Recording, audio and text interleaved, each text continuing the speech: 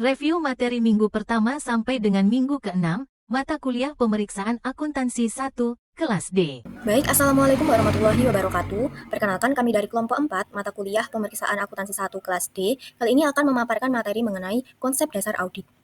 Sebelumnya, perkenalkan anggota kelompok kami. Yang pertama ada Muhammad Adrian Hamada dengan NPM akhir 138, kemudian ada Syafa Rizkika Hamidah dengan NPM akhir 159, kemudian Dil Alia Puspita dengan NPM akhir 162, dan Muhammad Ivan Zulkifli dengan NPM akhir 269. Baik, yang pertama kita akan membahas mengenai sifat audit. Nah, audit ini adalah proses pengumpulan dan evaluasi bukti terhadap informasi untuk menilai kesesuaian dengan kriteria yang telah ditetapkan. Nah, audit ini harus dilakukan oleh individu yang kompeten dan independen. Nah, agar audit dapat dilakukan, diperlukan informasi yang dapat diverifikasi dan standar evaluasi tertentu. Auditor mengaudit berbagai bentuk informasi, baik yang dapat diukur seperti laporan keuangan maupun yang lebih subjektif seperti efektivitas sistem komputer. Nah, bukti dalam audit ini dapat berupa data elektronik, dokumen transaksi, komunikasi tertulis, observasi, atau kesaksian lisan. Auditor harus mengumpulkan bukti yang cukup baik dalam kualitas maupun kuantitas untuk memastikan informasi sesuai dengan kriteria. Nah, selain kompetensi, auditor ini harus bersikap independen agar hasil audit dapat dipercaya. Auditor independen bekerja tanpa bias, meskipun dibayar oleh perusahaan yang diaudit. Auditor internal juga menjaga independensi dengan melapor langsung ke manajemen puncak dan dewan direksi. Kemudian, apa perbedaan antara audit dan akuntansi? Nah, di sini banyak orang yang keliru menganggap audit sama dengan akuntansi karena keduanya berkaitan dengan informasi keuangan, dan auditor sering memiliki latar belakang akuntansi. Nah, akuntansi sendiri adalah proses pencatatan, pengklasifikasian, dan peringkasan peristiwa ekonomi untuk menyediakan informasi keuangan bagi pengambilan keputusan. Akuntan harus memahami prinsip akuntansi dan mengembangkan sistem pencatatan yang akurat. Sementara itu, audit ini bertujuan menilai apakah informasi akuntansi mencerminkan peristiwa ekonomi yang sebenarnya. Auditor harus memahami standar akuntansi tetapi juga memiliki keahlian dalam pengumpulan dan analisis bukti. Keahlian ini membedakan auditor dari akuntan, karena auditor menentukan proses audit, memilih item yang diuji, dan mengevaluasi hasilnya. Intinya yaitu permintaan ekonomi untuk audit. Yang pertama, keterbatasan informasi. Dalam ekonomi global, hampir mustahil bagi pembuatan keputusan untuk memiliki banyak pengetahuan langsung tentang organisasi tempat mereka berbisnis. Informasi yang diberikan oleh orang lain harus diandalkan. Ketika informasi diperoleh dari orang lain, kemungkinan informasi tersebut secara sengaja atau tidak sengaja salah dinyatakan meningkat. Selanjutnya, nomor 2 yaitu bias dan motif penyediaan. Jika informasi diberikan oleh seorang yang tujuannya tidak konsisten dengan pembuat keputusan, informasi tersebut mungkin bias terhadap penyedia. Alasannya bisa berupa optimisme jujur tentang kejadian di masa mendatang atau penekanan yang disengaja yang dirancang untuk mempengaruhi pengguna. Selanjutnya yang ketiga yaitu data yang bervolume. Seiring dengan semakin besarnya organisasi, volume transaksi pertukaran mereka pun meningkat. Hal ini mungkin kemungkinan informasi yang tidak dicatat dengan benar dimasukkan ke dalam catatan mungkin terkubur dalam sejumlah besar informasi lainnya. Selanjutnya yang keempat yaitu transaksi pertukaran yang kompleks. Dalam beberapa dekade terakhir, transaksi pertukaran antar organisasi telah menjadi semakin kompleks dan karena semakin sulit untuk dicatat dengan benar. Selanjutnya yaitu nomor 5 pengguna memverifikasi informasi. Pengguna dapat mendatangi tempat usaha untuk memeriksa catatan dan memperoleh informasi tentang keadaan laporan. Selanjutnya nomor 6 pengguna membagi risiko informasi dengan manajemen. Ada banyak preset dan hukum yang menunjukkan bahwa manajemen bertanggung jawab untuk menyediakan informasi yang dapat diandalkan kepada pengguna. Jika pengguna mengandalkan laporan keuangan yang tidak akurat dan akibatnya mengalami kerugian finansial, mereka mungkin memiliki dasar untuk mengajukan gugatan terhadap manajemen. Selanjutnya nomor 7, laporan keuangan yang diaudit disediakan. Cara yang paling umum bagi pengguna untuk memperoleh informasi yang dapat diandalkan adalah dengan melakukan audit independen. Biasanya manajemen perusahaan swasta atau komite audit untuk perusahaan publik melibatkan auditor untuk memberikan jaminan kepada pengguna bahwa laporan keuangan dapat diandalkan. Selanjutnya di sini yaitu layanan jaminan. Layanan asuran atau layanan jaminan merupakan layanan profesional independen yang meningkatkan kualitas informasi bagi para pengambil keputusan. Layanan tersebut dinilai karena penyedia asuran bersifat independen dan dianggap tidak memihak terhadap informasi yang diperiksa. Individu yang bertanggung jawab dalam pembuatan keputusan bisnis mencari layanan asuran untuk membantu meningkatkan keandalan dan relevansi informasi yang digunakan sebagai dasar keputusan mereka. Baik, selanjutnya jenis audit. Jenis audit ini ada tiga. Yang pertama, audit operasional. Audit ini mengevaluasi efisiensi dan efektivitas prosedur operasi suatu organisasi. Hasilnya biasanya berupa rekomendasi untuk perbaikan. Contohnya adalah penilaian akurasi pemrosesan penggajian dalam sistem baru atau evaluasi kepuasan pelanggan dalam distribusi paket oleh perusahaan, seperti VEDX. Audit operasional tidak hanya terbatas pada akuntansi, tetapi juga bisa mencakup struktur organisasi, operasi komputer, metode produksi, dan pemasaran. Yang kedua, yaitu audit kepatuhan. Audit ini bertujuan memastikan bahwa organisasi mematuhi aturan, prosedur, atau regulasi yang ditetapkan oleh otoritas tertentu. Contohnya termasuk pemeriksaan kepatuhan karyawan terhadap prosedur perusahaan, pemenuhan upah minimum, atau kepatuhan bank terhadap regulasi pemerintah. Audit ini sering dilakukan di organisasi pemerintah dan nirlaba, serta dilaporkan terutama kepada manajemen. Dan yang terakhir, audit laporan keuangan. Audit ini menentukan apakah laporan keuangan disajikan sesuai dengan standar akuntansi yang berlaku, seperti standar AS atau internasional. Auditor mengumpulkan bukti untuk memastikan laporan keuangan bebas dari kesalahan material. Dalam audit ini, auditor harus memahami risiko salah saji, kontrol operasional, serta lingkungan bisnis klien, termasuk hubungan dengan pemasok, pelanggan, dan kreditur. Baik, selanjutnya adalah ada jenis-jenis auditor. Auditor memiliki beberapa jenis, yaitu yang pertama ada kantor akuntan publik bersertifikat, yaitu bertanggung jawab untuk mengaudit laporan keuangan historis dari semua perusahaan yang diperdagangkan secara publik, dari perusahaan besar sampai dengan perusahaan kecil dan organisasi nirlaba. Lalu yang kedua ada kantor pemerintah akuntabilitas, yaitu sebuah badan non-partisan di cabang legislatif pemerintah federal, yang dipimpin oleh Comptroller General.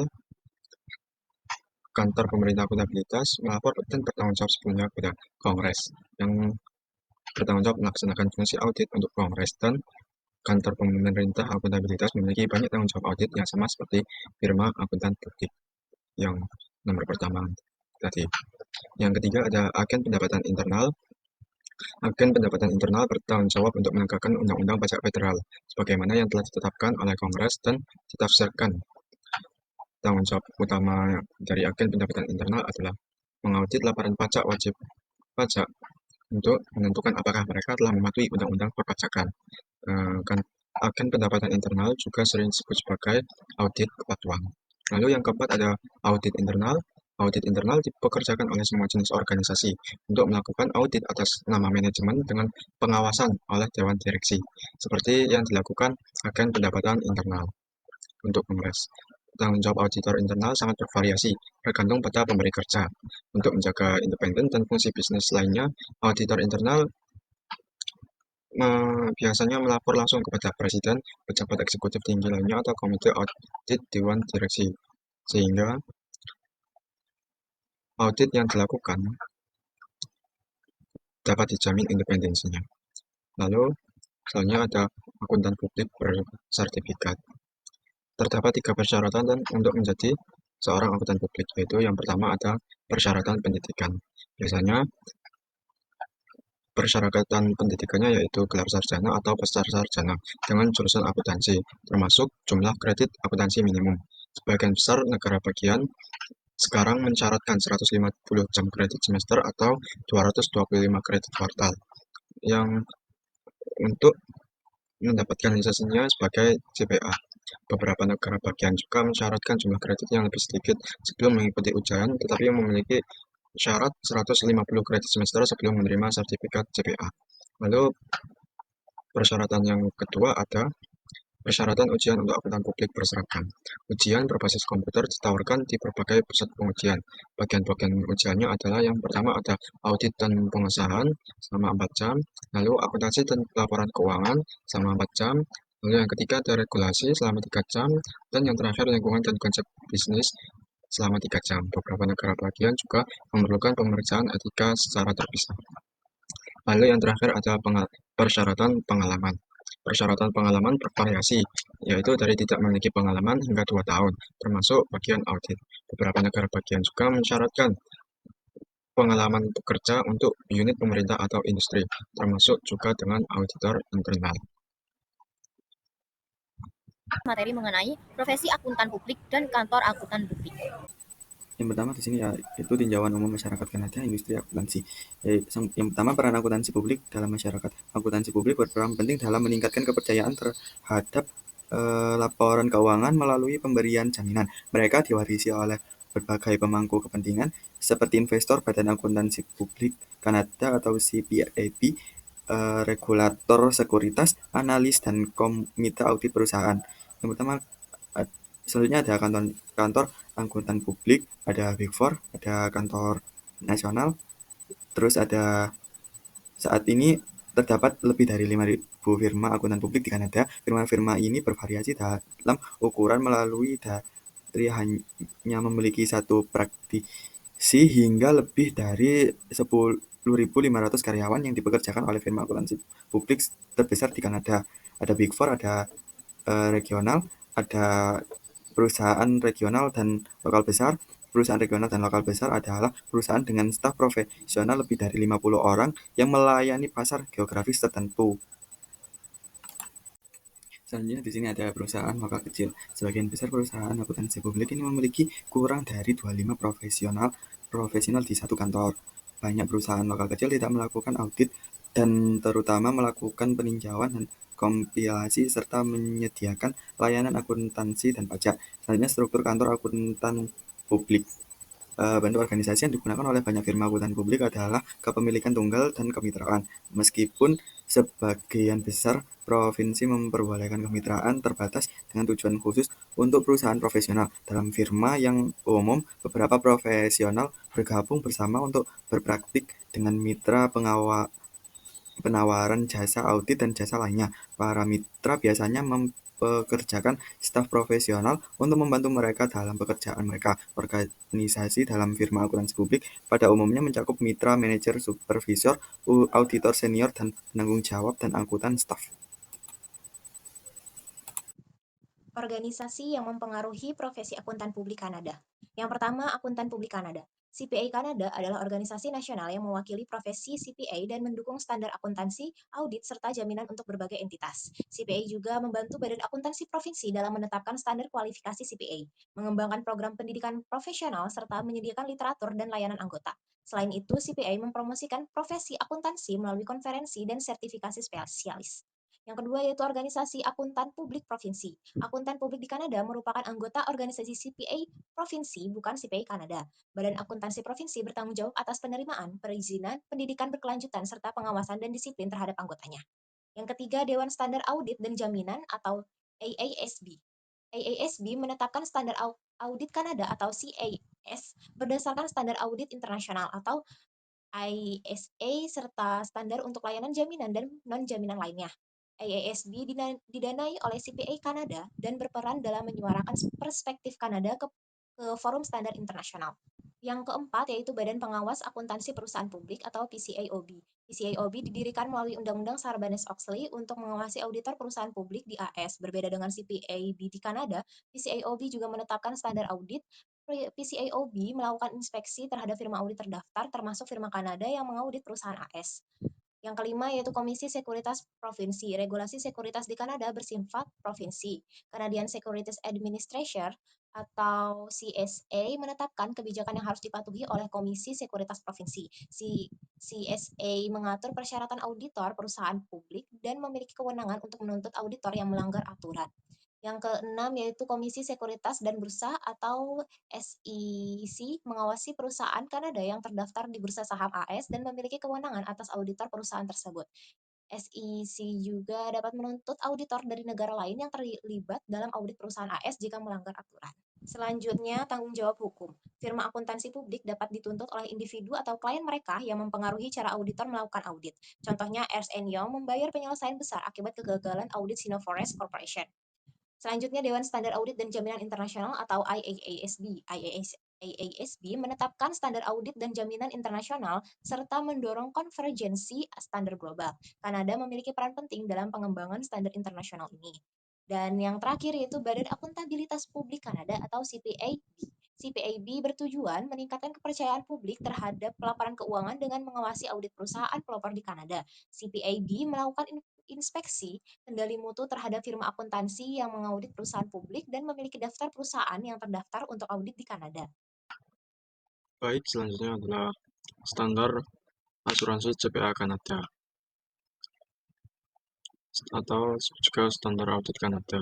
Standar-standar ini disusun berdasarkan prinsip-prinsip berikut. Yang pertama, tujuan audit, yaitu atau purpose, lalu tanggung jawab pribadi auditor atau responsibilities, tindakan auditor dalam melaksanakan audit atau kinerja, dan pelaporan atau reporting.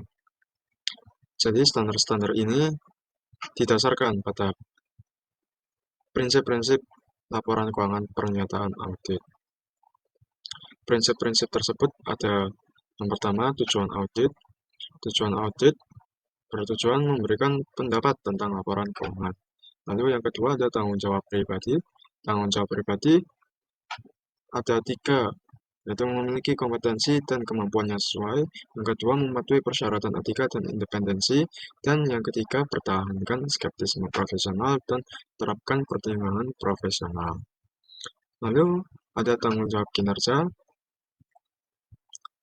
Tujuan dari tanggung jawab kinerja adalah mendapatkan keyakinan yang wajar tentang apakah laporan keuangan bebas dari material salah saji dengan melakukan beberapa hal berikut. Yang pertama, merencanakan audit dan mengawasi tim keterlibatan.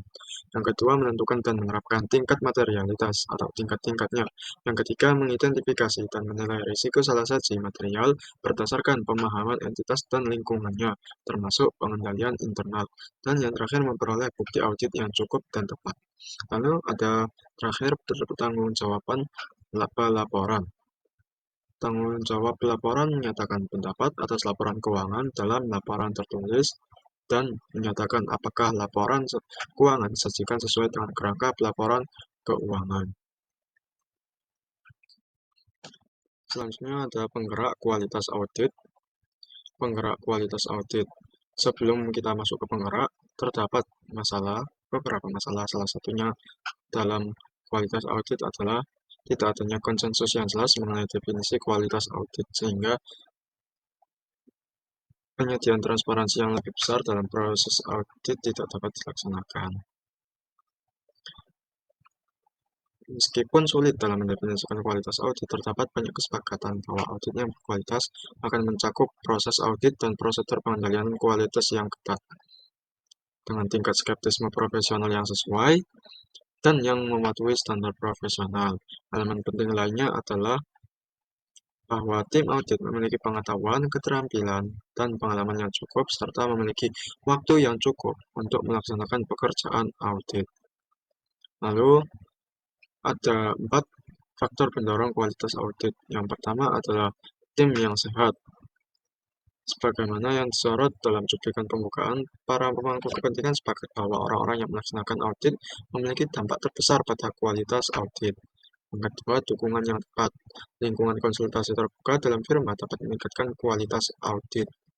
Yang ketiga, ada tinjauan dalam proses.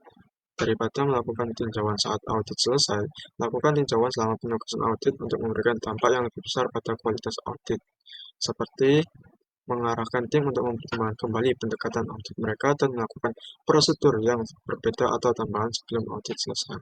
Dan yang terakhir ada tetapkan akuntabilitas dan pantau kualitas audit. Ketika audit gagal, mitra yang terlibat sering disalahkan, namun beberapa fungsi firma berkontribusi terhadap kualitas audit.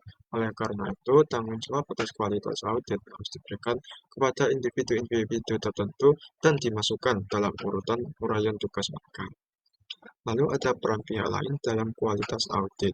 Meskipun tim audit dan praktik pengendalian mutu perusahaan merupakan pendorong utama kualitas audit, ada beberapa organisasi yang memainkan peran penting, yaitu ada pihak-pihak penting lainnya yang terlibat langsung dalam proses audit yang memengaruhi kualitas audit, yaitu manajemen, komite audit, dan audit internal. Kemudian di sini juga terdapat kontrol kualitas. Jadi standar pengendalian mutu Kanada ini itu mengatur kebijakan dan prosedur yang harus diterapkan firma audit untuk memastikan kualitas audit yang konsisten. Prosedurnya ini itu bervariasi tergantung pada ukuran dan sifat firma. Inspeksi eksternal oleh organisasi akuntan publik provinsi dan CPAB dilakukan untuk memastikan kepatuhan terhadap standar profesional dengan saksi bagi firma yang tidak memenuhi standar. Kemudian sejak krisis keuangan pada tahun 2008 sampai 2009, berbagai inisiatif seperti Enhancing Audit Quality difokuskan pada independensi auditor, pelaporan auditor, dan peran komite audit. CPAB dan CPA Kanada terus berupaya meningkatkan kualitas audit melalui regulasi, penelitian, dan publikasi. Kan materi mengenai jenis audit dan laporannya. Baik, selanjutnya saya akan membahas mengenai laporan audit opini standar tanpa modifikasi untuk entitas non-publik. Laporan audit standar yang tidak dimodifikasi mengikuti format yang seragam sesuai standar AICPA, memastikan bahwa opini auditor tidak mengandung pengecualian material. Laporan ini terdiri dari 8 bagian utama. Yang pertama yaitu judul laporan, yaitu harus mencantumkan kata independen untuk menegaskan objektivitas auditor. Yang kedua, alamat laporan audit. Ini ditujukan kepada pihak terkait seperti pemegang saham atau dewan direksi. Yang ketiga, paragraf pengantar. Ini menjelaskan bahwa audit dilakukan dan mencantumkan laporan keuangan yang diaudit. Kemudian yang keempat, tanggung jawab manajemen. Menyatakan tanggung jawab manajemen dalam menyusun laporan keuangan yang bebas dari salah saji material. Yang kelima yaitu tanggung jawab auditor. Ini menjelaskan bahwa auditor bertanggung jawab memberikan opini atas laporan keuangan berdasarkan standar audit yang berlaku dengan tingkat keyakinan yang wajar. Yang keenam yaitu paragraf opini, menyatakan kesimpulan auditor bahwa laporan keuangan disajikan secara wajar sesuai prinsip akuntansi yang berlaku. Yang ketujuh yaitu tanda tangan dan alamat auditor. Ini mencantumkan nama kantor akuntan publik yang bertanggung jawab atas audit. Kemudian yang terakhir, tanggal laporan audit. Ini menunjukkan hari terakhir auditor meninjau peristiwa setelah tanggal laporan keuangan. Selanjutnya yaitu kondisi untuk laporan audit opini standar tidak dimodifikasi. Laporan audit opini standar tanpa modifikasi diterbitkan jika kondisi berikut terpenuhi. Yang pertama, semua laporan keuangan utama disertakan. Kemudian yang kedua, auditor mengumpulkan bukti audit yang cukup dan telah mengikuti standar audit. Yang ketiga, laporan keuangan disajikan secara wajar sesuai prinsip akuntansi yang berlaku termasuk pengungkapan yang memadai. Yang keempat yaitu tidak ada kondisi yang memerlukan modifikasi atau paragraf tambahan dalam laporan. Jika semua syarat ini terpenuhi, auditor menerbitkan opini tanpa modifikasi atau opini bersih yang merupakan jenis opini audit paling umum. Namun, jika ada penyimpangan, auditor harus menerbitkan jenis laporan audit lain yang mencerminkan tingkat keparahan masalah tersebut. Laporan audit standar dan laporan pengendalian internal atas pelaporan keuangan berdasarkan standar audit PCAOB. Laporan audit untuk perusahaan publik berbeda dari entitas non-publik, karena auditor juga harus menilai efektivitas pengendalian internal atas pelaporan keuangan sesuai dengan Undang-Undang Sarbanes-Oxley. Laporan audit mencakup paragraf pengantar yang menjelaskan bahwa audit telah dilakukan, paragraf ruang lingkup yang menyatakan tujuan audit, serta paragraf opini yang menyimpulkan apakah laporan keuangan disajikan secara wajar. Jika ada laporan pengendalian internal, ditambahkan paragraf tambahan yang merujuk pada laporan tersebut. Auditor dapat menerbitkan laporan gabungan atau terpisah mengenai pengendalian internal.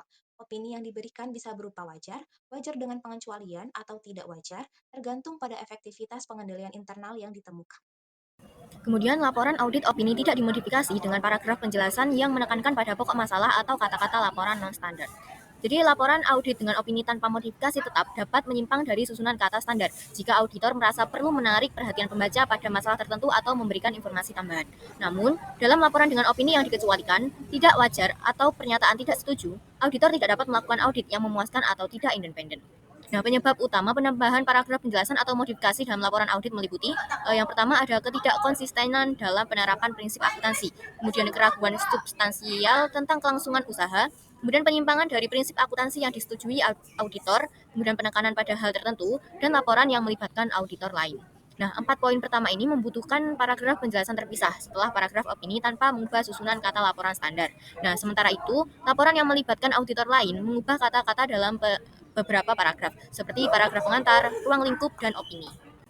Konsistensi versus keterbandingan. Auditor harus membedakan antara perubahan yang mempengaruhi konsistensi dan yang hanya mempengaruhi keterbandingan. Nah, perubahan yang mempengaruhi konsistensi dan membutuhkan paragraf penjelasan ini meliputi yang pertama ada perubahan prinsip akuntansi, misalnya dari FIFO ke LIFO. Kemudian ada perubahan entitas pelaporan dan koreksi kesalahan dalam prinsip akuntansi. Sedangkan perubahan yang hanya mempengaruhi keterbandingan tetapi tidak konsistensi sehingga tidak perlu dicantumkan dalam laporan audit ini meliputi yang pertama ada perubahan estimasi, kemudian koreksi kesalahan yang tidak melibatkan prinsip akuntansi, kemudian perubahan format penyajian laporan keuangan, dan perubahan akibat transaksi atau peristiwa yang berbeda. Evaluasi kelangsungan usaha. Auditor bertanggung jawab untuk menilai apakah perusahaan dapat terus beroperasi dalam waktu 1 tahun sejak laporan keuangan diterbitkan. Nah, faktor-faktor yang menunjukkan ketidakpastian kelangsungan usaha ini meliputi yang pertama ada kerugian operasional berulang atau kekurangan modal kerja, kemudian tidak kemampuan membayar kewajiban tepat waktu, dan kehilangan pelanggan utama, bencana besar, atau masalah hukum yang serius. Nah, jika terdapat keraguan substansial, auditor harus menambahkan paragraf penjelasan dalam laporan audit tanpa modifikasi. Namun, auditor juga dapat mengeluarkan pernyataan sanggahan pendapat jika ketidakpastian sangat besar dan mengancam kelangsungan usaha. Kemudian, laporan yang melibatkan auditor lain. Auditor utama yang bertanggung jawab atas opini audit dapat memilih 3 pendekatan ketika ada auditor lain yang terlibat. Yang pertama, tidak membuat rujukan. jika bagian yang diaudit oleh auditor lain tidak material atau sudah diawasi ketat oleh auditor utama. Kemudian yang kedua itu membuat rujukan dalam laporan, jika bagian yang diaudit oleh auditor lain bersifat material, tetapi tetap dalam opini tanpa modifikasi. Dan yang ketiga, memberikan opini dengan pengecualian atau pernyataan tidak menyatakan pendapat, jika auditor utama tidak ingin bertanggung jawab atas pekerjaan auditor lain atau jika auditor lain memberikan opini yang dikualifikasi. Nah, dalam situasi tertentu, auditor juga dapat menambahkan paragraf penjelasan terkait transaksi pihak berelasi, peristiwa setelah tanggal neraca, atau ketidakpastian material yang berdampak signifikan pada laporan keuangan. Baik, selanjutnya adalah jenis modifikasi opini dalam laporan audit. Yang pertama ada opini wajar tanpa pengecualian WTP atau disebut juga qualified opinion. Qualified opinion biasanya dapat dikategorikan dalam batas kurang dari 0,01% untuk asuransinya. Lalu yang kedua ada opini tidak wajar PW, yaitu adverse opinion. Batas wajarnya adalah 0,1%. Lalu yang ketiga ada disclaimer opinion atau tidak menyatakan pendapat, TMP. Batas wajarnya tidak terhingga. Lalu yang keempat ada wajar dengan pengecualian atau unqualified opinion. Batas wajarnya adalah kurang dari 0,1%. Lalu yang terakhir ada wajar tanpa pengecualian dengan paragraf penjelas, yaitu batas wajarnya kurang dari 0,05%. Jika lebih dari 0,05%, opini tidak dapat diterima.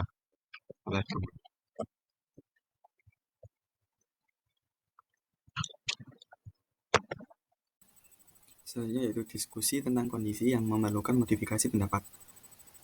Terdapat dua kategori utama: pembatasan ruang lingkup yang disebabkan oleh klien dari yang disebabkan oleh kondisi di luar kendali klien atau auditor. Dampaknya terhadap laporan auditor sama untuk keduanya, tetapi interpretasi materialitas cenderung berbeda. Jika terdapat pembatasan ruang lingkup, respon yang tepat adalah menerbitkan laporan dengan opini tanpa modifikasi, laporan dengan kualifikasi ruang lingkup dan opini, atau laporan dengan pernyataan tidak memberikan opini, tergantung pada materialitas. Bila auditor mengetahui bahwa laporan keuangan mungkin menyesatkan karena tidak disusun sesuai dengan GAAP dan klien tidak mampu atau tidak mau mengoreksi kesalahan penyajian tersebut, ia harus mengeluarkan opini wajar dengan pengecualian atau opini tidak wajar, tergantung pada materialitas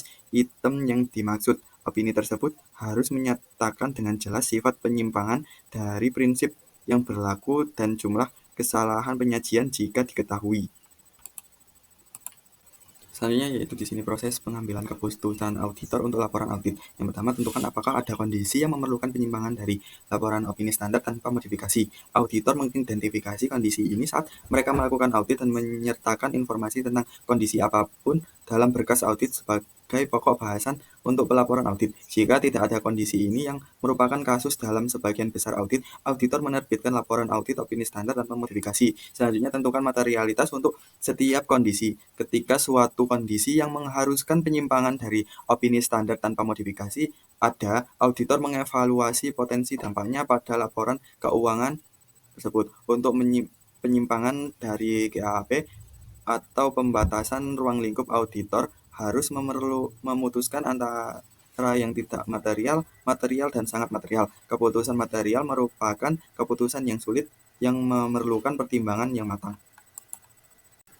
Selanjutnya, tentukan jenis laporan yang tepat untuk kondisi tersebut dengan mempertimbangkan tingkat materialitas. Setelah membuat dua keputusan pertama, mudah untuk menentukan jenis opini yang tepat dengan menggunakan alat bantu pengambilan keputusan. Jika auditor tidak menyetujui kesesuaian perubahan, kondisi tersebut dianggap pelanggaran GAAP. Auditor memiliki opini untuk mengeluarkan pernyataan tidak menyatakan pendapat. Jika auditor dapat menunjukkan bahwa GAAP menyesatkan, laporan auditor opini tanpa modifikasian dengan paragraf penjelas adalah hal yang tepat. Selanjutnya, menulis laporan audit. Auditor mungkin menghadapi situasi yang melibatkan lebih dari satu kondisi yang mengharuskan penyimpangan dari laporan audit, opini tanpa modifikasi, atau revisi terhadap rumusan laporan standar. Dalam laporan keadaan ini, auditor harus memodifikasi opini untuk setiap kondisi kecuali jika salah satu memiliki efek menetralkan yang lain. Baik, selanjutnya di sini yaitu standar akuntansi dan audit internasional. Meningkatnya globalisasi pasar modal dunia dan meluasnya keberadaan operasi bisnis di berbagai negara menyebabkan munculnya seruan untuk menetapkan satu set standar akuntansi tunggal yang dapat digunakan di seluruh dunia. IFRS sendiri semakin diterima di seluruh dunia sebagai dasar akuntansi yang digunakan untuk menyiapkan laporan keuangan di negara lain. Materi mengenai tujuan dan tanggung jawab audit. Di sini materi ini yaitu tujuan melakukan audit.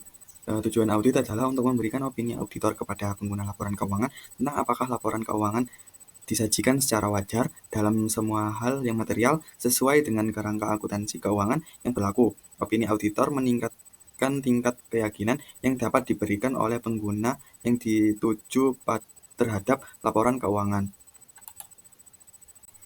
Selanjutnya yaitu tanggung jawab manajemen. Tanggung jawab untuk mengadopsi kebijakan akuntansi yang baik, menjaga pengendalian internal yang memadai, dan membuat pernyataan yang wajar dalam laporan keuangan berada di tangan manajemen, bukan auditor, karena mereka menjalankan bisnis setiap hari. Manajemen perusahaan mengetahui lebih banyak tentang transaksi perusahaan dan aset, kewajiban, dan ekuitas terkait daripada auditor. Sebaliknya, pengetahuan auditor tentang hal-hal ini dan pengendalian internal terbatas pada apa yang diperoleh selama mengaudit. Selanjutnya yaitu tanggung jawab auditor. Tujuan keseluruhan dari auditor dalam melakukan audit laporan keuangan adalah untuk yang pertama, memperoleh keyakinan yang memadai tentang apakah laporan keuangan secara keseluruhan terbebas dari salah saji material, baik yang disebabkan oleh kecurangan maupun kesalahan, sehingga memungkinkan auditor untuk menyatakan pendapat tentang apakah laporan keuangan disajikan secara wajar dalam hal yang material sesuai dengan kerangka laporan keuangan yang berlaku. Yang kedua, melaporkan laporan keuangan dan mengkomunikasikan sesuai dengan standar audit sesuai dengan temuan auditor tersebut. Selanjutnya adalah skeptisisme profesional. Standar audit mengharuskan audit dirancang untuk memberikan keyakinan memadai dalam mendeteksi kesalahan material dan kecurangan dalam laporan keuangan. Untuk mencapai hal ini, audit harus direncanakan dan dilakukan dengan sikap skeptisisme profesional dalam semua aspek penugasan, dengan mengakui kemungkinan adanya kesalahan material dan kecurangan dalam laporan keuangan. Salah saji dapat terjadi terlepas dari pengalaman auditor sebelumnya dengan integritas dan kejujuran manajemen klien dan mereka yang bertanggung jawab atas tata kelola. Skeptisisme profesional terdiri dari dua komponen utama, yaitu yang pertama ada pikiran yang mempertanyakan dan yang kedua penilaian kritis terhadap bukti audit. Pola pikir yang selalu bertanya berarti auditor mendekati audit dengan pandangan mental percaya tetapi verifikasi. Demikian pula saat mereka memperoleh dan mengevaluasi bukti yang mendukung jumlah dan pengungkapan laporan keuangan. Skeptisisme profesional juga melibatkan penilaian kritis terhadap bukti yang mencakup pertanyaan yang mendalam dan memperhatikan ketidakkonsistenan ketidakkonsistenan.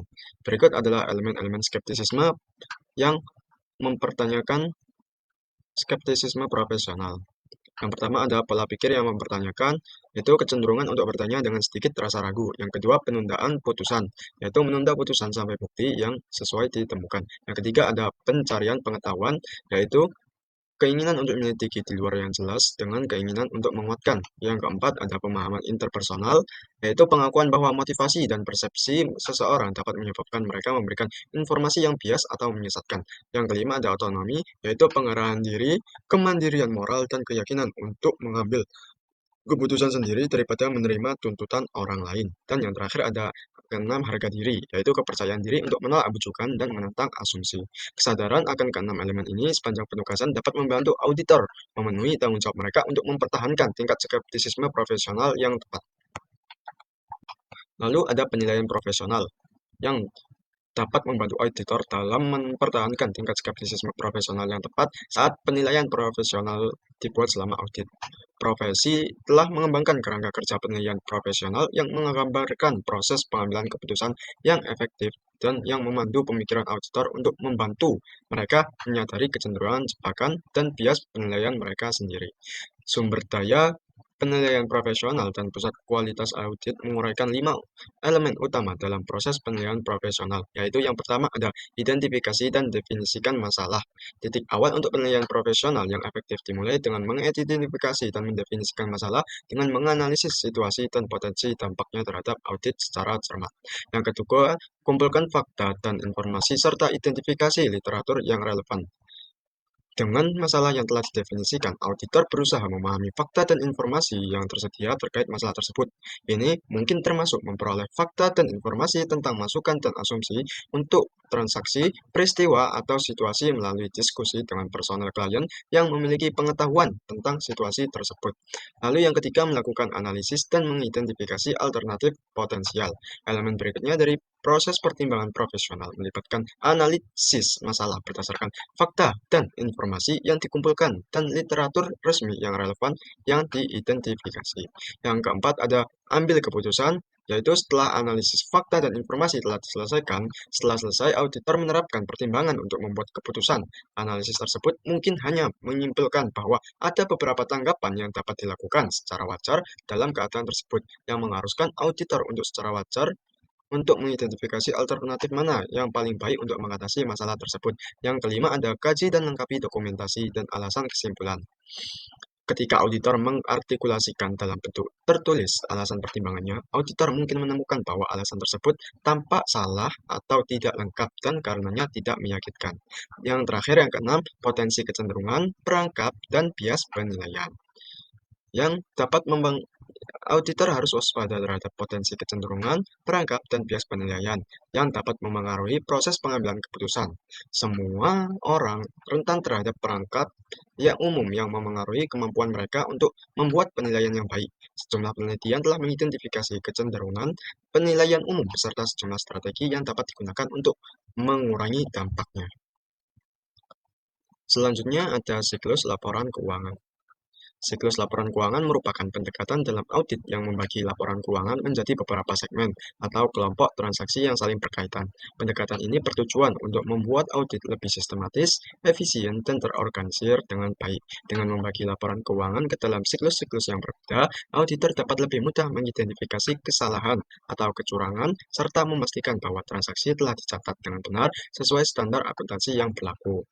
Lalu terdapat beberapa siklus utama dalam laporan keuangan yang digunakan dalam audit. Antara lain yang pertama ada siklus penjualan dan penagihan yang meliputi transaksi penjualan barang atau jasa, pengakuan pendapatan, piutang usaha, serta penerimaan kas dari pelanggan. Auditor akan menelusuri bukti transaksi mulai dari faktur penjualan, pencatatan dalam jurnal, hingga saldo piutang dalam laporan keuangan.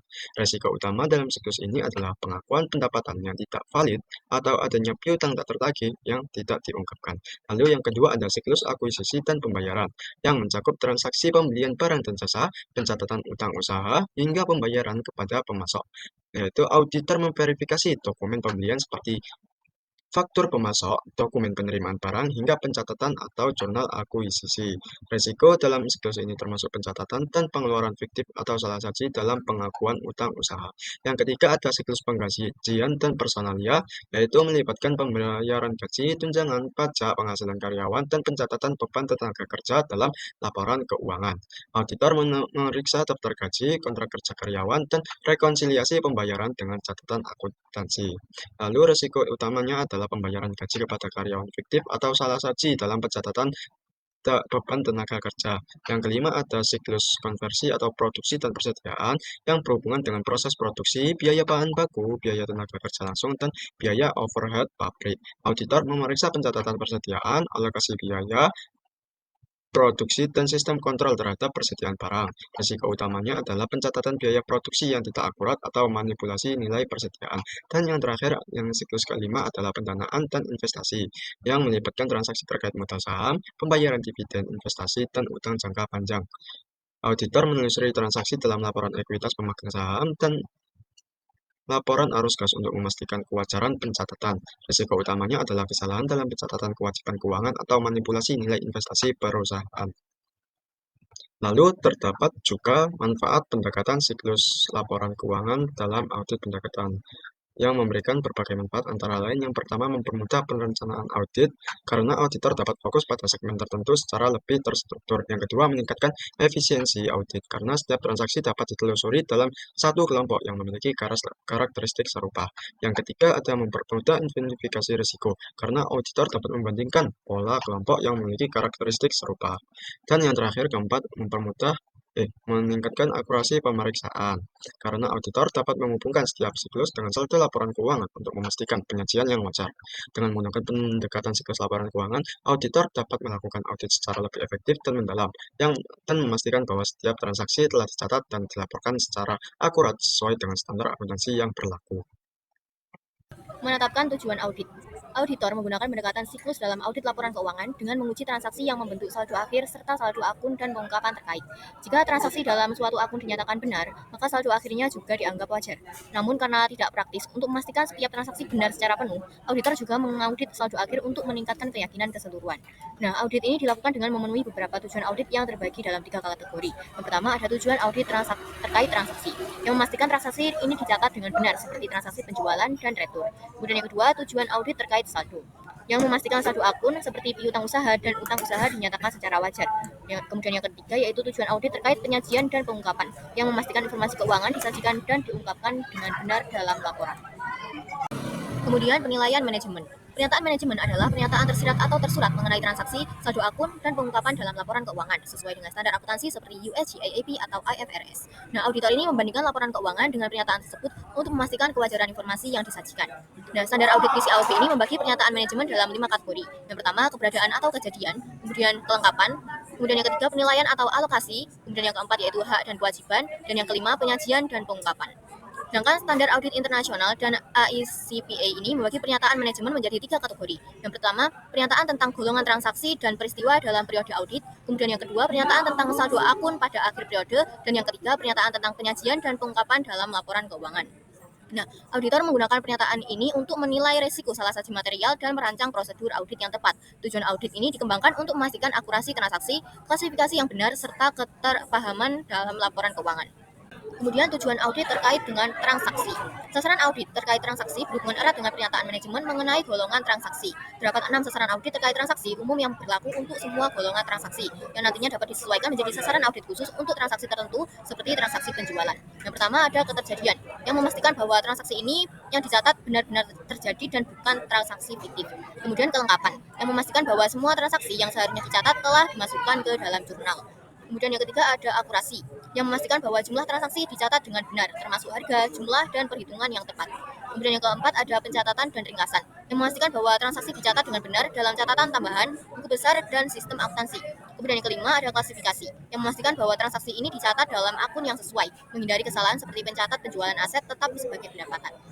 Lalu yang keenam ada timing, yang memastikan bahwa transaksi ini dicatat pada periode yang benar, misalnya penjualan dicatat saat barang dikirim. Selanjutnya ada tujuan audit terkait saldo. Yang pertama ada keberadaan, memastikan bahwa saldo yang dilaporkan benar-benar ada. Yang kedua yaitu kelengkapan, memastikan bahwa semua saldo yang seharusnya dicatat telah dimasukkan. Kemudian ada akurasi, memastikan bahwa jumlah yang dicatat sesuai dengan data yang benar. Yang keempat, klasifikasi, menjamin bahwa saldo diklasifikasikan dengan benar dalam akun yang tepat. Kemudian ada batasan, memastikan bahwa transaksi dicatat dalam periode yang benar. Kemudian ada detail T-in, memastikan rincian dalam saldo sesuai dengan data pendukungnya. Yang ketujuh, ada nilai yang dapat direalisasikan. Ini memastikan aset dicatat dengan nilai realisasi bersih. Kemudian ada hak dan kewajiban. Ini memastikan aset benar-benar dimiliki dan kewajiban benar-benar menjadi tanggung jawab perusahaan. Selanjutnya ada tujuan audit terkait penyajian dan pengungkapan. Yang pertama ada keberadaan dan kelengkapan. Ini memastikan bahwa semua informasi yang relevan telah disertakan. Yang kedua klasifikasi dan pemahaman, memastikan bahwa informasi disajikan dengan benar dan dapat dipahami oleh pengguna laporan keuangan. Yang ketiga keakuratan, ini memastikan bahwa informasi yang diungkapkan sesuai dengan data yang benar. Kemudian yang terakhir ada hak dan kewajiban, ini memastikan bahwa semua pengungkapan disajikan dengan benar. Selanjutnya tujuan audit dan pengumpulan bukti. Auditor mengumpulkan bukti untuk mendukung laporan keuangan. Audit mencakup transaksi, saldo akun, serta penyajian dan pengungkapan. Untuk perusahaan publik, audit efektivitas pengendalian internal juga dilakukan. Kemudian ada proses audit. Yang pertama, perencanaan dan desain audit ini mencakup menilai risiko salah saji material, memahami bisnis klien dan industri. Kemudian yang kedua, pengujian kontrol dan substansif transaksi. Ini mencakup pengevaluasian, pengendalian internal klien, dan yang kedua memastikan keakuratan pencatatan transaksi. Selanjutnya ada yang ketiga, ini prosedur analitis dan pengujian saldo, mencakup mengidentifikasi anomali melalui hubungan data keuangan, dan juga memastikan saldo akun valid dan akurat. Dan yang terakhir, yang keempat, ini penyelesaian audit dan penerbitan laporan.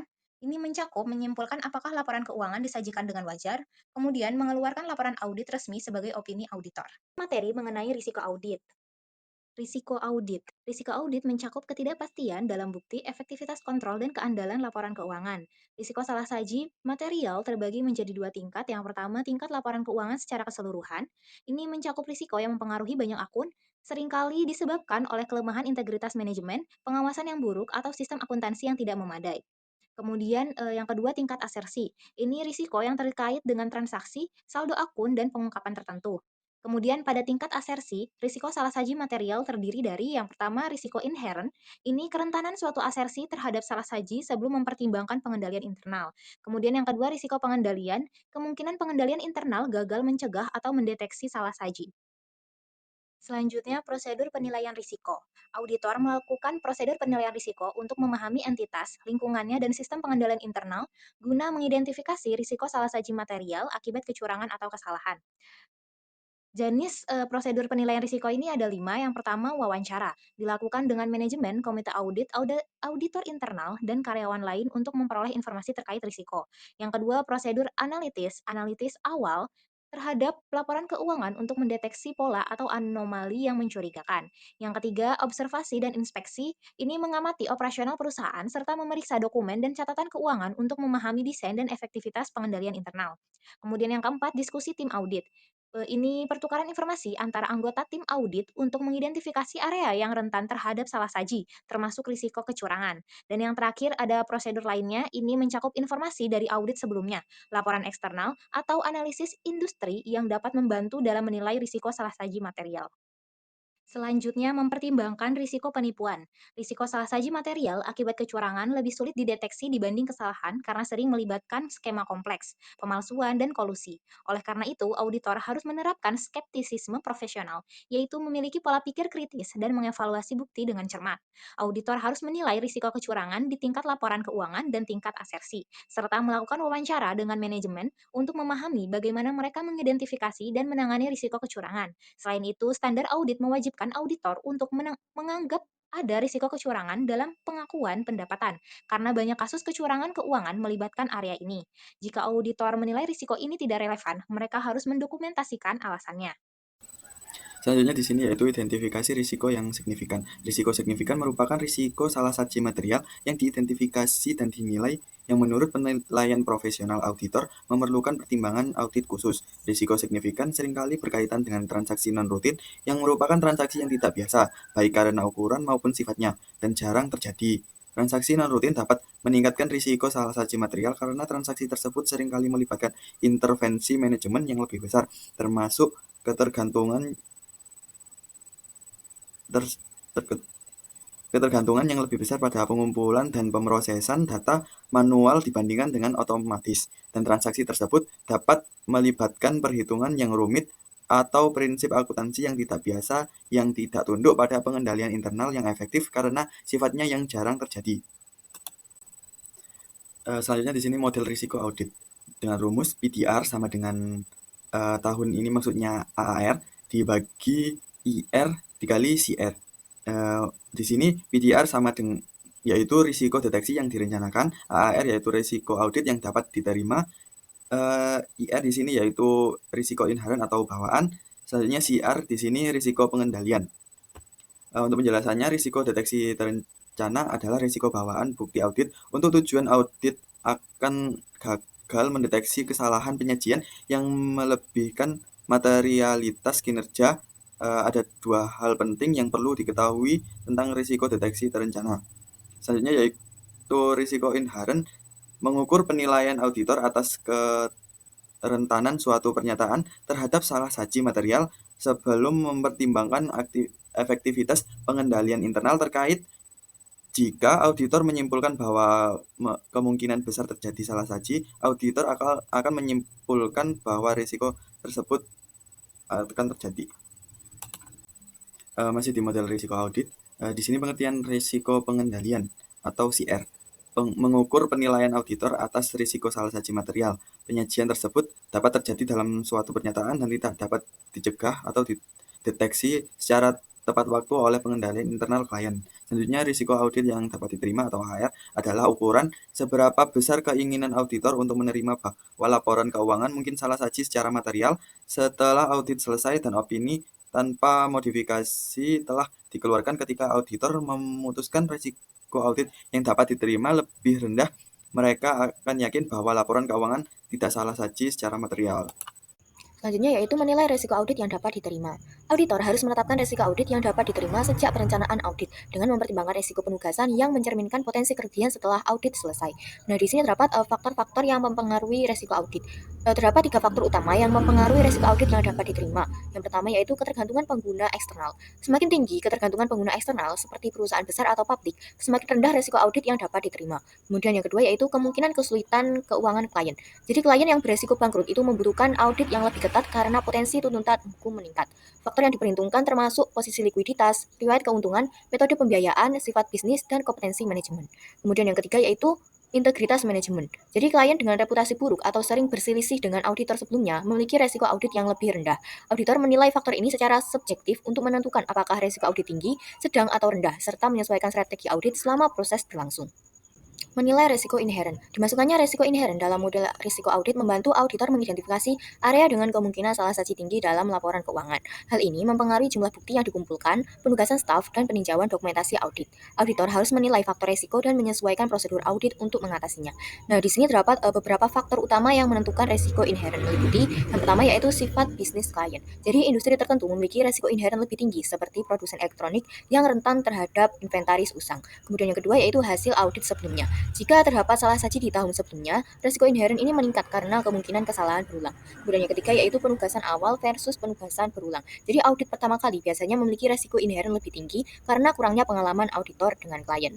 Kemudian yang keempat yaitu transaksi pihak terkait, yaitu transaksi antar perusahaan dalam satu grup yang beresiko tinggi karena kurangnya transparansi. Kemudian yang kelima yaitu transaksi kompleks atau non-rutin. Jadi kesalahan pencatatan lebih mungkin terjadi pada transaksi tidak biasa seperti akuisisi besar atau restrukturisasi. Kemudian yang keenam yaitu estimasi manajemen. Akun yang memerlukan estimasi tinggi seperti persediaan usang atau kewajiban garansi meningkatkan resiko inheren. Dan yang ketujuh yaitu komposisi populasi. Misalnya piutang usaha dengan banyak akun jatuh tempo lama memiliki resiko inheren lebih tinggi. Resiko kecurangan dan penyalahgunaan aset. Auditor harus menilai resiko kecurangan dalam pelaporan keuangan dan penyalahgunaan aset, termasuk yang pertama yaitu terhadap manajemen yang tidak berintegritas, yang dapat mempengaruhi resiko audit yang dapat diterima dan resiko inheren. Kemudian, insentif manajemen, di mana tekanan untuk memenuhi target laba dapat meningkatkan resiko manipulasi laporan keuangan. Dan yang ketiga yaitu kerentanan terhadap pencurian, di mana inventaris atau aset lain yang mudah dicuri memerlukan audit yang lebih ketat. Kemudian, penilaian dan respons auditor terhadap resiko inheren. Auditor menilai resiko inheren selama perencanaan dan memperbaruinya sepanjang audit. Resiko inheren yang tinggi memerlukan bukti tambahan, strategi audit yang lebih ketat, dan pengawasan yang lebih dalam. Baik, selanjutnya adalah hubungan resiko dengan bukti dan faktor-faktor yang mempengaruhi resiko. Auditor menanggapi resiko, terutama dengan mengubah tingkat pengujian dan jenis prosedur audit, termasuk memasukkan ketidakpastian dalam proses audit yang digunakan. Selain itu, mengubah bukti audit ada dua cara lain yang dapat dilakukan auditor untuk mengubah audit guna menanggapi resiko. Yang pertama ada penugasan mungkin memerlukan staf yang lebih berpengalaman. KAP harus menempatkan staf yang berkualifikasi pada semua penugasan. Untuk klien dengan resiko audit yang rendah, kehati-hatian khusus diperlukan dalam penempatan staf dan pentingnya skeptisisme profesional harus ditekankan. Yang kedua, ada penugasan akan ditinjau lebih cermat dari biasanya. Kantor akuntan publik perlu memastikan peninjauan yang memadai atas berkas audit yang mendokumentasikan perencanaan auditor, pengumpulan bukti, dan kesimpulan, serta hal-hal lain dalam audit. Jika risiko audit yang dapat diterima rendah, peninjauan yang lebih luas seringkali diperlukan, termasuk peninjauan oleh personel yang tidak ditugaskan dalam penugasan. Jika risiko salah satu material atau kombinasi risiko inherent dan risiko pengendalian tinggi untuk tujuan audit tertentu untuk suatu akun, peninjau kemungkinan akan menghabiskan lebih banyak waktu untuk memastikan bukti tersebut sesuai dan dievaluasi dengan benar. Faktor-faktor yang mempengaruhi risiko inherent seperti kerentanan terhadap penyalahgunaan aset dan rutinitas transaksi juga cenderung berbeda dari satu akun ke akun lainnya atau di antara tujuan audit untuk satu akun. Oleh karena itu, wajar saja jika risiko inherent bervariasi untuk akun yang berbeda dalam audit yang sama. Beberapa auditor menggunakan resiko audit yang dapat diterima yang sama untuk semua segmen berdasarkan keyakinan mereka bahwa pada akhir audit, pengguna laporan keuangan harus memiliki tingkat keyakinan yang sama untuk setiap segmen laporan keuangan.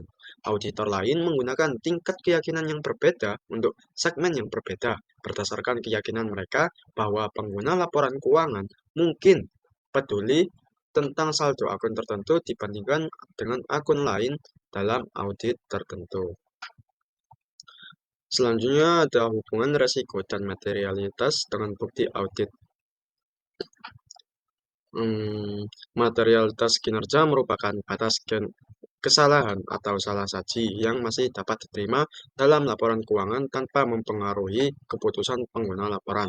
Semakin besar materialitas kinerja, semakin sedikit bukti audit yang perlu dikumpulkan.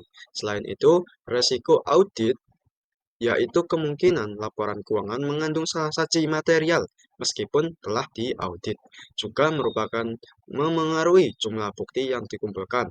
Jika resiko audit yang dapat diterima tinggi, maka auditor akan mengumpulkan lebih sedikit bukti. Lalu ada risiko inherent dan risiko pengendalian yang berperan dalam menentukan bukti audit. Keduanya berkaitan dengan kemungkinan terjadinya kesalahan dalam laporan keuangan. Jika risiko inherent dan risiko pengendalian tinggi, auditor perlu mengumpulkan lebih banyak bukti untuk memastikan laporan keuangan bebas dari salah saji material. Lalu risiko deteksi yaitu risiko bahwa auditor tidak berhasil menemukan salah saji yang ada. Juga mempengaruhi jumlah bukti yang dikumpulkan. Jika auditor ingin mengurangi risiko deteksi, maka lebih banyak bukti harus dikumpulkan. Secara keseluruhan, kombinasi antara materialitas kinerja dan faktor risiko audit menentukan seberapa banyak bukti yang harus dikumpulkan oleh auditor dalam proses audit. Materi mengenai risiko kecurangan dalam laporan keuangan. Baik, yang pertama adalah jenis-jenis penipuan. Penipuan menggambarkan setiap penipuan yang sengaja yang dimaksudkan untuk merampas hak milik atau hak orang atau pihak lain. Dalam konteks audit laporan keuangan, penipuan didefinisikan sebagai salah saji yang disengaja dalam laporan keuangan. Laporan keuangan yang curang merupakan pernyataan yang salah atau penghilangan jumlah atau pengungkapan yang disengaja dengan maksud untuk menipu pengguna. Sebagian besar kasus melibatkan pernyataan yang salah tentang jumlah, bukan tentang pengungkapan. Manajemen laba melibatkan tindakan yang sengaja yang diambil oleh manajemen untuk memenuhi tujuan laba. Perataan laba merupakan bentuk manajemen laba di mana pendapatan dan biaya dialihkan antar periode untuk mengurangi fluktuasi laba. Dua kategori utama adalah pelaporan keuangan yang curang dan penyalahgunaan aset yang digunakan untuk mendeteksi kesalahan penyajian material. Salah satu teknik untuk memperlancar pendapatan adalah dengan mengurangi nilai persediaan dan aset lain dari perusahaan yang diakuisisi pada saat akuisisi, sehingga menghasilkan laba yang lebih tinggi ketika aset tersebut dijual kemudian. Terdapat 3 kondisi yang dapat menimbulkan kecurangan dan penyalahgunaan aset pada laporan keuangan. Yang pertama ada incentives atau pressures, yang kedua ada opportunities, dan yang ketiga attitudes atau rationalizations. Akan tetapi, triangle fraud dapat diidentifikasi melalui faktor kecurangan atau tanda-tanda kecurangan yang dibagi menjadi 2, yaitu yang pertama ada risk factors for fraudulent financial reporting, yaitu Pada incentives atau pressures, insentif umum yang terjadi adalah penurunan prospek kecurangan, memanipulasi laba untuk memenuhi perkiraan analisis tentang laba, untuk memenuhi perjanjian utang, untuk mempertahankan atau menaikkan harga saham, dan menjaga reputasi. Yang selanjutnya ada opportunities. Laporan keuangan semua perusahaan berpotensi untuk mengalami manipulasi, namun resiko pelaporan keuangan yang curang lebih besar bagi perusahaan dalam industri yang meliputi penilaian dan estimasi yang sifatnya signifikan seperti salah saji. Lalu yang terakhir ada attitude or rationalization. Jika CEO atau manajer puncak lainnya menunjukkan ketidakpedulian terhadap proses pelaporan keuangan, laporan keuangan yang curang lebih mungkin terjadi. Lalu yang kedua ada risk factors for misappropriation of assets. Yang pertama ada incentives atau pressures, yaitu tekanan finansial pribadi oleh karyawan yang mempunyai akses ke aset perusahaan, yang menjadi hal yang harus diperhatikan oleh manajer. Selanjutnya ada opportunities. Peluang dapat lebih besar terjadi ketika perusahaan dengan kas uang dapat diakses dan inventaris atau aset berharganya lainnya kecil atau mudah diangkut. Yang terakhir ada attitude or rationalizations, yaitu sikap manajemen terhadap pengendalian dan perilaku etis menentukan sikap karyawan untuk merasionalisasi pencurian aset. Lalu selanjutnya yang terakhir ada penilaian risiko kecurangan. Yang pertama ada mengidentifikasi risiko salah satu material dan faktor risiko bawaan, yaitu auditor mempertimbangkan faktor risiko inheren secara holistik pada faktor-faktor berikut. Yang pertama ada kompleksitas, subjektivitas, perubahan, ketidakpastian, dan kerentanan terhadap salah saji karena bias manajemen dan atau faktor risiko kecurangan.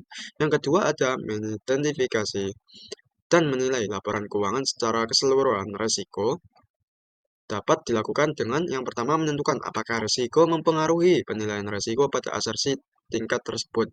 Dan yang kedua ada mengevaluasi sifat dan luasnya dampak yang meluas terhadap pernyataan kondisi keuangan. Lalu yang ketiga ada mengidentifikasi dan menilai risiko salah satu material pada tingkat asersi. Auditor perlu mengidentifikasi kelas transaksi, saldo akun, dan pengungkapan yang signifikan. Auditor akan menentukan pernyataan yang relevan. Dari sana, auditor menilai risiko inheren untuk pernyataan yang relevan yang bergantung pada tingkat pengaruh faktor risiko inheren terhadap kemungkinan atau besarnya kesalahan penyajian. Dan yang terakhir ada mengidentifikasi risiko signifikan.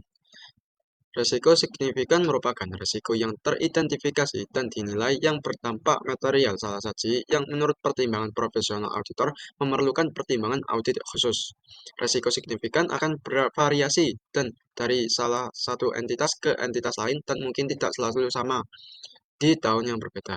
Risiko signifikan sendiri didefinisikan menjadi dua, yaitu transaksi pihak terkait di luar kegiatan bisnis normal atau non-rutin dan praduga adanya kecurangan dalam siklus pendapatan.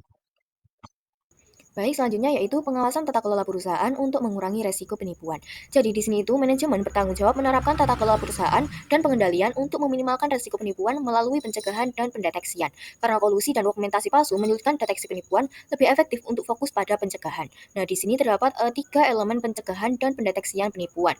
Yang pertama yaitu budaya kejujuran dan etika yang tinggi, yang dimana manajemen itu harus menetapkan standar etika yang kuat. Kemudian bisa juga dengan menciptakan lingkungan kerja yang positif untuk mencegah pelanggaran, kemudian mempekerjakan dan mempromosikan karyawan yang memiliki integritas, kemudian bisa juga melalui pelatihan karyawan tentang etika dan kesadaran penipuan, dan lain-lain. Kemudian yang kedua yaitu evaluasi resiko penipuan oleh manajemen. Bisa dilakukan dengan mengakui potensi penipuan dan menilai resikonya, kemudian menerapkan program dan pengendalian untuk mengurangi peluang penipuan dan memantau efektivitas pengendalian melalui audit internal. Dan yang ketiga yaitu pengawasan komite audit. Bisa dilakukan dengan mengawasi pelaporan keuangan dan pengendalian internal, kemudian memastikan toleransi nol terhadap penipuan, kemudian mendukung pengungkapan pelanggaran dan pelaporan temuan audit, dan melakukan evaluasi efektivitas pengawasan sebagai bagian dari audit eksternal. Menanggapi resiko penipuan. Nah, di sini terdapat tingkatan respons auditor.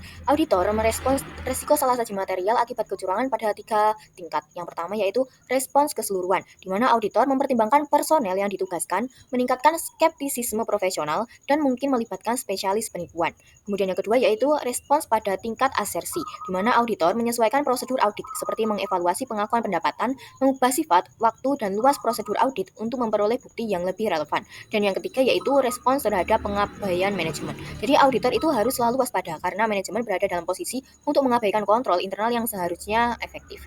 Kemudian terdapat juga prosedur wajib dalam audit. Jadi auditor itu diwajibkan untuk melakukan 3 prosedur utama untuk mendeteksi potensi kecurangan. Yang pertama yaitu memeriksa entry jurnal dan penyesuaian laporan keuangan untuk menemukan indikasi kecurangan melalui manipulasi angka. Kemudian yang kedua yaitu meninjau estimasi akuntansi untuk bias, terutama pada nilai wajar aset dan perubahan signifikan dalam estimasi tahun ke tahun. Dan yang ketiga yaitu mengevaluasi alasan bisnis untuk transaksi tidak biasa, guna memastikan tidak ada manipulasi laporan keuangan. Nah, di sini terdapat juga indikator resiko kecurangan, di mana auditor itu harus terus menilai resiko kecurangan selama audit dengan memperhatikan beberapa hal. Yang pertama yaitu perbedaan dalam catatan akuntansi, kemudian bukti audit yang bertentangan atau hilang, kemudian hubungan yang tidak biasa antara auditor dan manajemen, kemudian hasil analisis yang menunjukkan resiko penipuan yang tidak terdeteksi sebelumnya, dan tanggapan manajemen yang tidak jelas atau tidak masuk akal. Nah, penilaian resiko kecurangan ini harus dilakukan secara berkelanjutan dan terkoordinasi dengan prosedur audit lainnya untuk memastikan laporan keuangan yang akurat dan dapat dipercaya. Selanjutnya yaitu area risiko penipuan tertentu, risiko laporan keuangan yang curang terhadap pendapatan sebagai akibat dari frekuensi penipuan pelaporan keuangan yang melibatkan pengakuan pendapatan. Standar audit secara khusus mengharuskan auditor untuk mengidentifikasi pengakuan pendapatan sebagai risiko penipuan dalam sebagian besar audit. Pendapatan hampir selalu merupakan akun terbesar dalam laporan laba rugi. Oleh karena itu, salah saji yang harus mewakili persentase kecil dari pendapatan tetap dapat berdampak besar pada pendapatan. Penyajian pendapatan yang berlebihan seringkali meningkatkan laba bersih sebesar jumlah yang sama karena biaya penjualan terkait biasanya tidak diakui pada pendapatan fiktif atau yang diakui sebelum waktunya. Pertumbuhan pendapatan seringkali menjadi indikator kinerja utama bagi analisis dan investor yang memberikan insentif yang lebih besar untuk meningkatkan pendapatan. Selanjutnya di sini ada 3 jenis utama manipulasi pendapatan. Adalah yang pertama pendapatan fiktif. Bentuk penipuan pendapatan yang paling merugikan melibatkan pembuatan pendapatan fiktif. Selanjutnya yaitu pengakuan pendapatan prematur. Perusahaan sering mempercepat waktu pengakuan pendapatan untuk memenuhi perkiraan laba atau penjualan. Selanjutnya manipulasi penyesuaian pendapatan. Perusahaan dapat menyembunyikan retur penjualan dari auditor untuk melebih-lebihkan penjualan bersih dan pendapatannya. Selanjutnya di sini ada tanda-tanda peringatan penipuan pendapatan. Yang pertama, prosedur analisis. Prosedur analisis seringkali menandakan penipuan pendapatan, terutama presentase margin kotor dan perputaran piutang.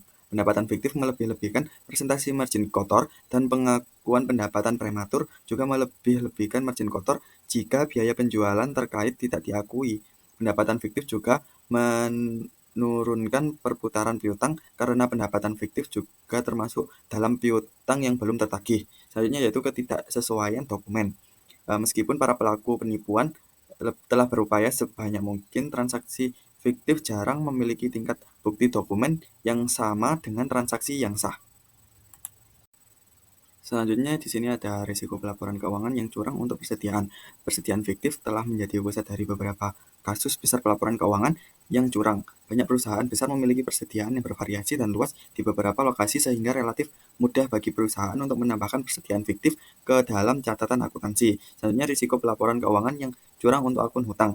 Perusahaan mungkin terlibat dalam upaya yang disengaja untuk mengecilkan akun hutang dan melebih-lebihkan pendapatan. Hal ini dapat dilakukan dengan tidak mencatat akun hutang sampai periode berikutnya atau dengan mencatat pengurangan dari akun hutang.